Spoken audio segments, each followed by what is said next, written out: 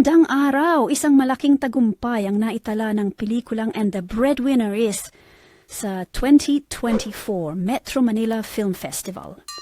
As of January 15, 2025, ang pelikula ay kumita na ng higit 400 million sa box office. Grabe! Isang kabog na resulta para sa pelikulang tampok si Vice Ganda bilang si Bambi Salvador. Ang box office success ng pelikula ay inanunsyo ng Star Cinema at The Idea First Company sa kanilang mga social media accounts at nagpasalamat sila sa mga fans na walang sawa sa pagsuporta. Ang kanilang mensahe, maraming salamat po sa ankabog-apol na pagmamahal. Ang And the Breadwinner ay isang comedy drama na kwento ni Bambi, isang overseas Filipino worker na umuwi mula Taiwan upang makita ang kanyang pamilya, pero laking gulat niya nang malaman niyang ang bahay na pinapagawa niya ay nauurong. At para pa mapalakas ang drama, nangyari ang isang aksidente na nagbigay daan sa maling akala na siya'y patay na.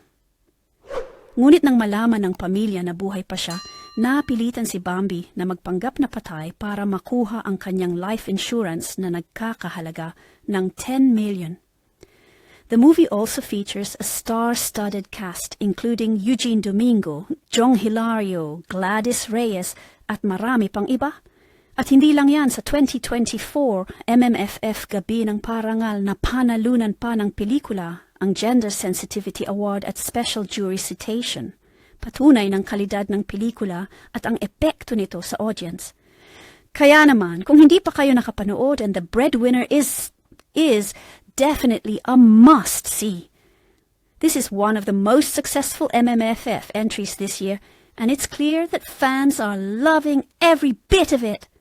That's all for now, and congratulations again to And the Breadwinner is for its massive success at the box office.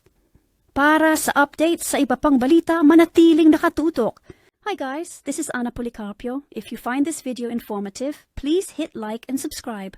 Also, please share our videos. Maraming salamat po.